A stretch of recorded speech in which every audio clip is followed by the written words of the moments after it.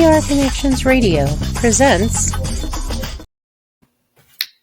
Welcome to Vegas Hockey Hub here on PRConnectionsRadio.com, the voice of new media. I'm your host, Ian Rachiele, and we have a really good show planned for everyone watching all around the world, as we are going to be doing a recap here on Vegas Hockey Hub, and it's going to be a really good matchup, and we're going to be talking about what happened in this most recent game. And, you know, there's a lot of stuff that we're going to talk about. We'll break down what happened with the Golden Knights end, what happened for the opposing team's end, but more importantly, we're also going to break down certain things that happened on this game. Now, if you also want to go and watch all the stuff that we're doing, definitely go check that out as well. But yeah, so for today's, we're going to be doing our Golden Knights and recap show here, as we're going to be breaking it down here on Vegas Hockey Hub. Now, go to PRConnectionsRadio.com, the voice of new media. Check out all of the shows we have on the network. We have about a dozen shows here on PRConnectionsRadio.com. We have all of our links, every single show up there on the network, including Vegas Hockey Hub. So I highly recommend going to PRConnectionsRadio.com. They also have a bunch of really good content on there. They have Crypto and Cash with Brett and Dan. And if you want to learn about crypto and want to really educate yourself on that, on Mondays, Crypto and Cash. You also have the Love of Business on Tuesdays. So there's really good hosts on there that really show you and really like to interview people about the world of business. So if you want to do a Love Business show, you have Cozy Stone. There's a bunch of really good content. We have The Power with Brian Gardner. If you're into more of a political kind of spectrum, they have that show as well on Thursday nights that are coming up. So I will say for everyone watching all around the world, go to PR Connections Radio. Also go to the YouTube channel, PR Connections Radio. We upload every single show, including Vegas Hockey Hub, onto the YouTube channel. We have been building up that network over time, and we have a good amount of people backing it. So I want to say thank you to everyone watching all on our YouTube channel, PR Connections Radio. Not only do we upload every single show, but we have playlists as well. So if you want to watch Vegas Hockey Hub, you want to watch all of the fantastic content, go to the playlist tab and you can watch from start to finish. We also have our notifications turned on so you don't miss any episode of any show on PR Connections Radio. So go to the YouTube channel and check out what is going on there. So I highly recommend going to our YouTube channel and checking out what we are having on the network on PR Connections Radio on our YouTube channel. And lastly, if you want to go to Vegas Hockey Hub, we are on all social media platforms. If you want to go to our YouTube channel and like this video and share to all of your friends all around the world, it'd be much appreciated. We have a Facebook page where we upload all of our shows to our Facebook page. We also try to interact and engage with all of the people who are following Vegas Hockey Hub on there. We have an Instagram account where we upload our videos from the games that we are at. So all of the media and the stuff that we do for Vegas Hockey Hub, we are there on Vegas Hockey Hub on Instagram. We have at Vegas Hockey Hub on Twitter. So if you want to go on to our Twitter page, if you want to check out what we're doing there, we do live streams. We chat with all Vegas Golden Knights and hockey fans. So if you want to go to our Twitter page, and we have a TikTok as well, where we upload a lot of content about the Vegas Golden Knights, UNLV Rebels hockey, Las Vegas T-Birds. We'll put all that stuff on TikTok as well at Vegas Hockey Hub. Now, getting into this game itself, the key note that happened in the pregame notes, Adin Hill has returned to practice. So we saw that Adin Hill, he got hurt in the Vancouver game a while back. And Logan Thompson, LT, has kind of been carrying the load in this situation. And, you know, Adin Hill, he's been recovering, trying to come back from injury, trying to get back to your Vegas Golden Knights. So for him to return to practice is a big deal. Now, there is no timeline on when he will come back. There's speculation that he will try to come back either the next game, which would be Ottawa, or the game after, which would be Carolina. Now, there is no confirmed reports. Obviously, it's all speculation. But with Adin Hill, him coming back to practice, him skating around at City National Arena, it means you just have one more step for Adin Hill to come back. And for the defenseman, Alec Martinez, for him to return to practice, that is a big deal for your Vegas Golden Knights, considering the injuries that have kind of, overwhelmed your Vegas Golden Knights this season. So to get a veteran in Alec Martinez, him coming back to practice, Marshy coming back, that is a big deal. So Marty, him being there, that would be a big deal.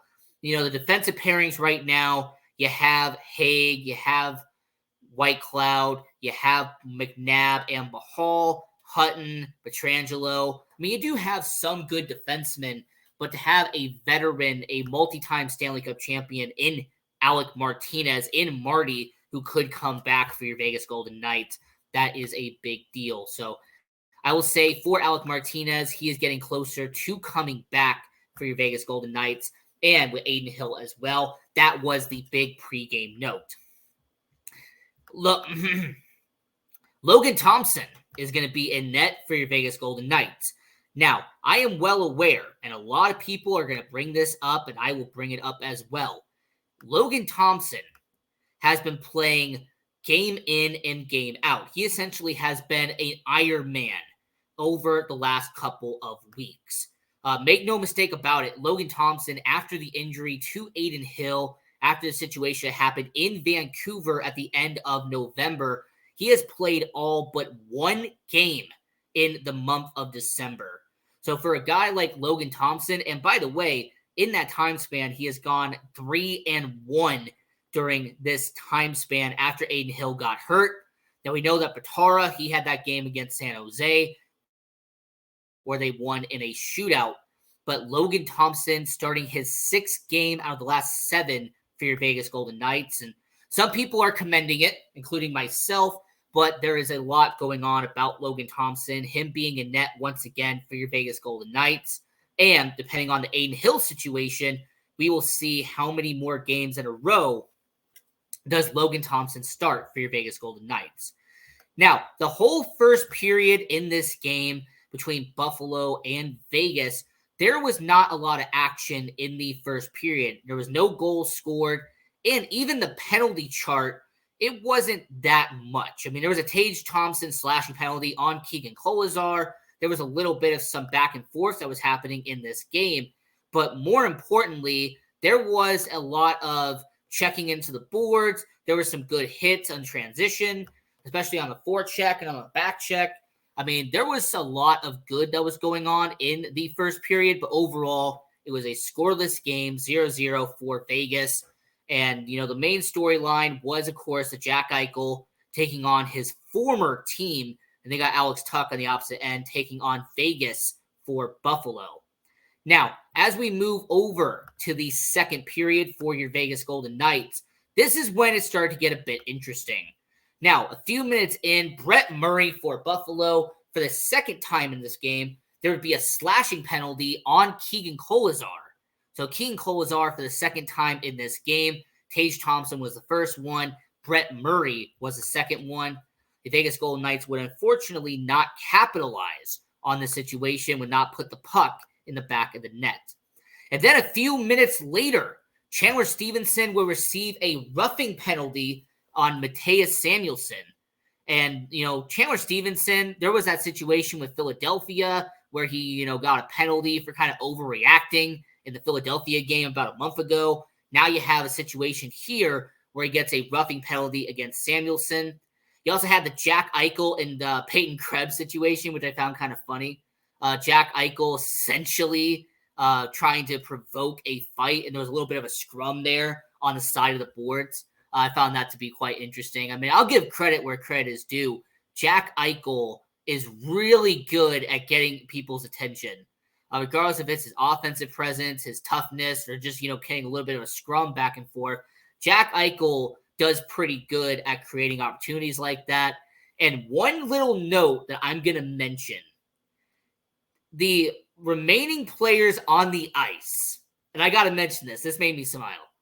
The guys that were on the ice for your Vegas Golden Knights, the moment that Jack Eichel had even a little bit of a confrontation, everyone dropped what they were doing and they skated right over to Jack Eichel because, hey, that's our boy. Jack Eichel is the best player on the team. He is a top 10 player in the NHL. So if you want to mess with a top 10 player, his teammates are going to come to his defense. I like seeing that. Now, 7 minutes and 42 seconds into the second period, the first goal of the game would happen, but unfortunately it would not be for your Vegas Golden Knights, as Dylan Cousins would have his 5th goal of the season, assisted by Casey Mittelstadt. So Buffalo would be up 1-0 in this game. And you know what? Unfortunately, it had to happen. But you have some young guys in Buffalo, him being a former first-round pick. There's a lot of good coming out in that organization, and the youth movement has definitely been a big part of it. But the Buffalo Sabres are up 1-0 in this game. And Dylan Cousins being a middle six guy out there in Buffalo, Casey Mittelstadt, a former first-round pick, just alongside Dylan Cousins.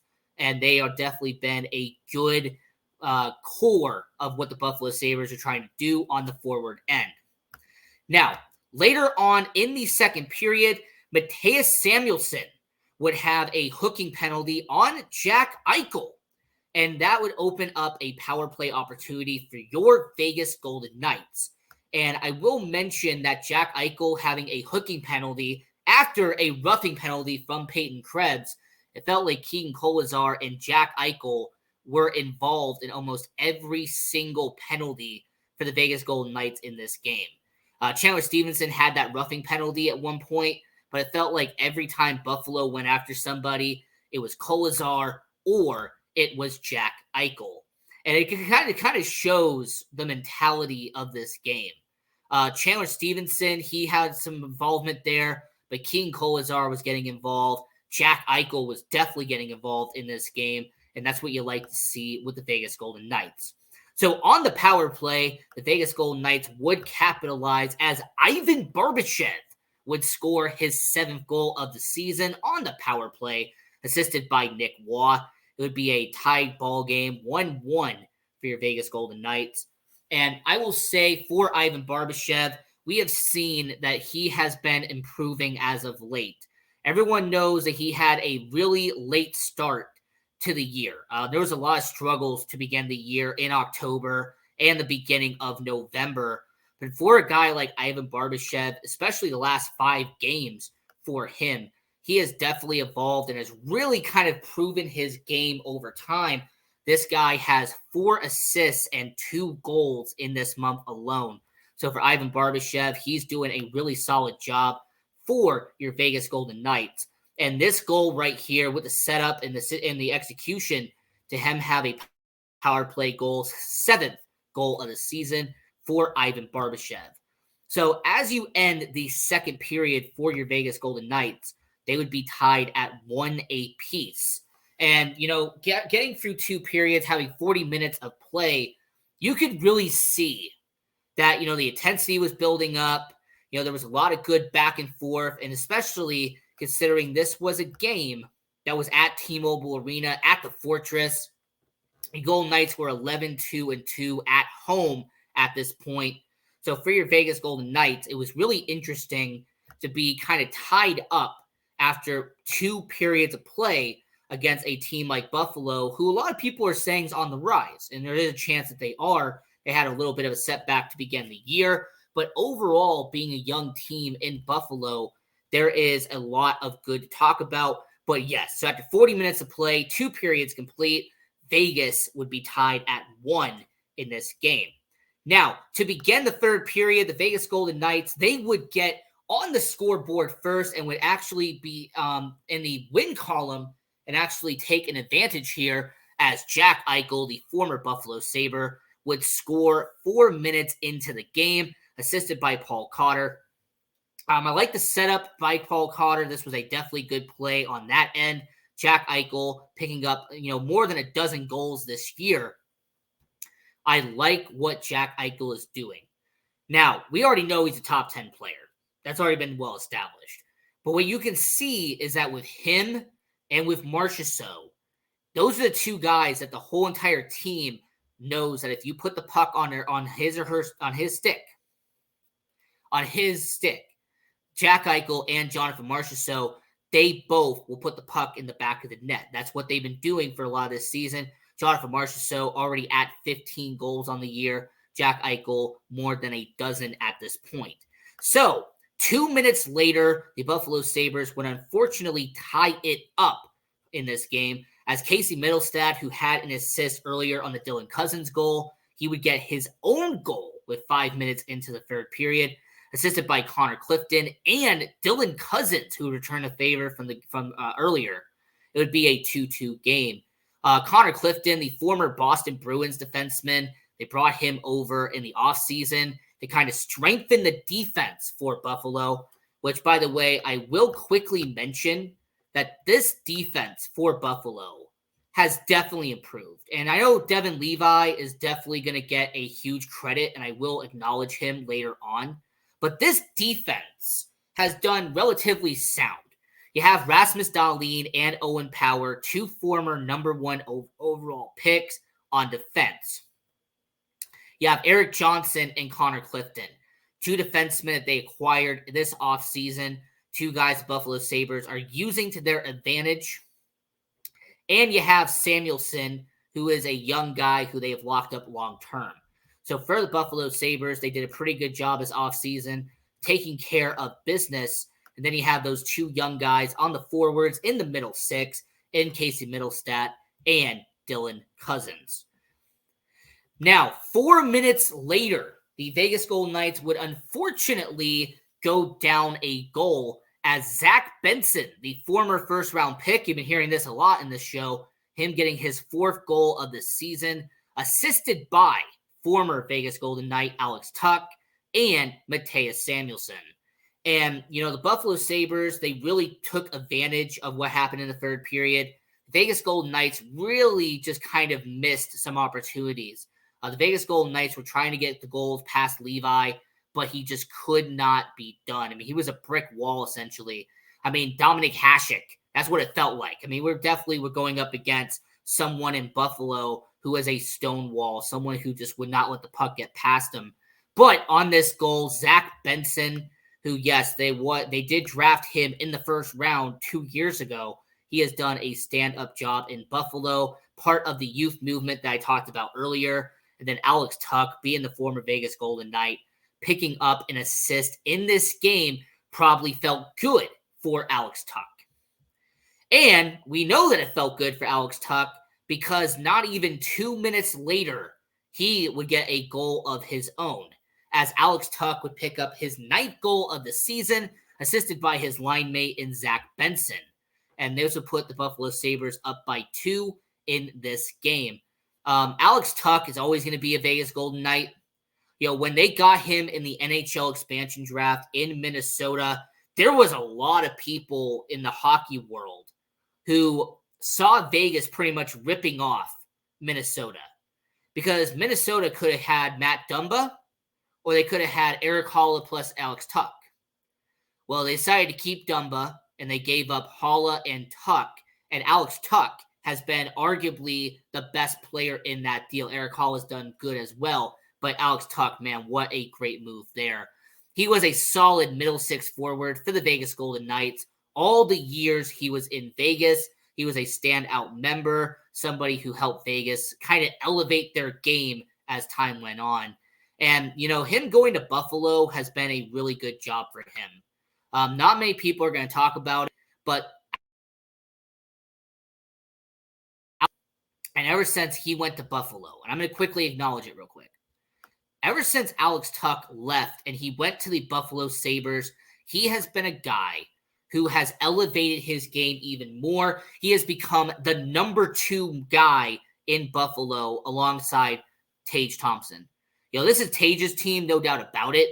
But on the forward end, you have no one else more valuable outside of Tage than Alex Tuch. He has done a really good job in Buffalo. He has been a dependable guy for the Buffalo Sabres. And Zach Benson, once again, returning the favor from the goal that happened 2 minutes earlier, just like how Dylan Cousins repaid Middlestat after his goal in the first period. Zach Benson would help out Tuch in this goal. It would be a 4-2 game for the Vegas Golden Knights Buffalo Sabres game. Vegas down by 2. And then, unfortunately, with a few minutes left in the game, the Vegas Golden Knights would pull the goalie. Logan Thompson would go to the bench and would create an empty net situation for Buffalo. And this would be Casey Middlestat's second goal of the game, assisted by Rasmus Dahlin and Dylan Cousins. It would be a 5-2 game, an empty netter for Middlestat, and it would be his 8th goal of the season. And I will say for the Buffalo Sabres, really good win for them. The Vegas Golden Knights just didn't do what they needed to be done. Now, obviously, there's going to be a lot of awards, and I think all of the stars went to the Buffalo Sabres. You know, you had Cousins, Middlestat, Tuck, Benson, but you know what? Devin Levi most definitely deserved to be the first star.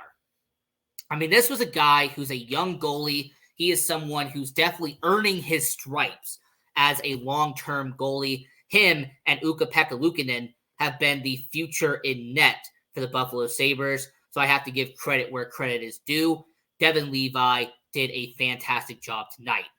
Now, your player of the game for the Vegas Golden Knights, no doubtably, has to be Jack Eichel. Not just because of the little scrum that he had in the second period with Peyton Krebs, but the fact that he scored that goal with Paul Cotter to put Vegas up by 1 momentarily in the beginning of the third period was a good situation for Vegas. And Jack Eichel going back, him playing his former team here in the Fortress at T-Mobile Arena is a big deal for Jack Eichel.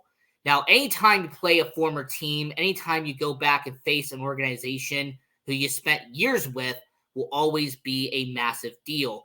And it doesn't matter how many years go by. It could be 5 years from now, 10 years from now.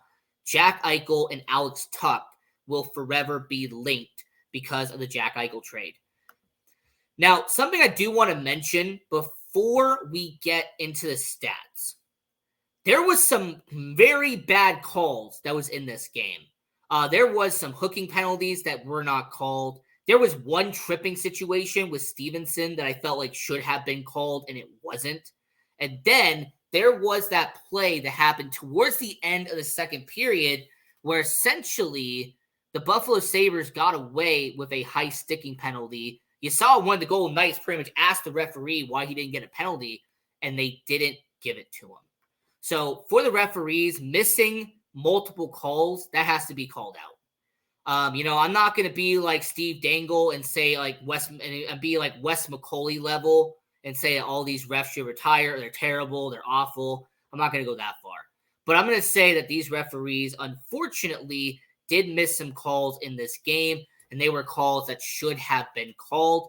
After all, the entire third period, there was not a single penalty in this game, which tells me that the referees were trying to make it a penalty-less third period. They were just trying to let everyone play, let the boys be boys, let everyone play the game naturally. That's what it seemed like the referees were trying to do. They didn't want to really try to blow the whistle unless it was an insane and very obvious penalty, which they were not being called. And then the 5 goals that were allowed, I do have to mention this because the Vegas Golden Knights were up 2-1. So for them to allow all of these goals in one period, it just shows how the defense let down. The defense, unfortunately, just did not hold weight. They did not do what they needed to do to help out LT. And it's going to be really curious for your Vegas Golden Knights to see how they go moving forward. Now, we know the upcoming game. We know what's going to happen with Ottawa. But it will be curious to see how your Golden Knights do. Right now, 26-5. We are, like I said, around that point of time. And for your Vegas Golden Knights, competing with Vancouver, Edmonton, ever since they fired their coach, they're starting to build a little bit of momentum now. LA on the road has been one of the best teams in hockey. So when it comes to your Vegas Golden Knights, you really have to ask yourself, how are they going to go moving forward? What's the goalie situation going to be with Aiden Hill coming back and practicing? And more importantly, what is the Alec Martinez situation? Because there's a lot of ideas and speculation about the Alec Martinez and what's going to happen there. Now, let's get into the stats and actually break it down here for the Buffalo Sabres game. The Vegas Golden Knights outshot Buffalo 35-27. They outhit Buffalo 29-21. And the Buffalo Sabres, they had 8 penalty minutes compared to only 2 for your Vegas Golden Knights, and that was the Chandler Stevenson roughing penalty. The Buffalo Sabres definitely outperformed in the when it came to the faceoff circle, as Buffalo Sabres had 56% faceoff succession rate as compared to Vegas having 44%. Also, breaking down some of the stats here on the team side of it between Buffalo and Vegas, you ended up having the power play opportunities. Buffalo went 0 for 1, and Vegas went 1 for 4. So once again, I have to give props to the penalty kill for the Vegas Golden Knight. 100% completion rate, went 1 for 1 on the penalty kill. The Vegas Golden Knights had 12 blocked shots, which is not as much as Buffalo, who had 19. And when it came to takeaways, the Vegas Golden Knights had 8 and Buffalo had 9, so around the same level there. So really good back and forth game, but unfortunately, it just got away from Vegas in the last period, and it ended up losing 5-2. Now, we're going to be doing that next game. We'll definitely be doing all the games here on Vegas Hockey Hub Recap. And I will say to everyone watching all around the world, continue watching hockey. Go support junior hockey. And here on Vegas Hockey Hub, we are always going to say, go Knights, go.